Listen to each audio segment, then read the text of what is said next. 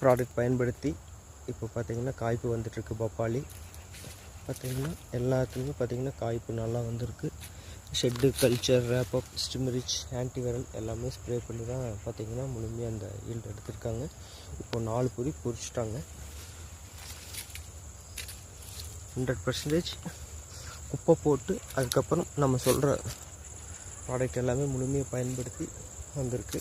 இப்போ பார்த்திங்கன்னா இன்றைக்கி கொஞ்சம் சத்து பற்றாக்குறை இருக்குது, கொஞ்சம் அந்த இலை பழுப்பு வருது அப்படிங்கிற காரணத்துக்காக பார்த்திங்கன்னா இன்றைக்கி கடலை புண்ணாக்கு கரைசல் கலந்து ஸ்ப்ரே பண்ணியிருக்காங்க. சத்து பற்றாக்குறையினால் பார்த்திங்கன்னா கொஞ்சம் பழுப்பு வந்திருக்கு இலை.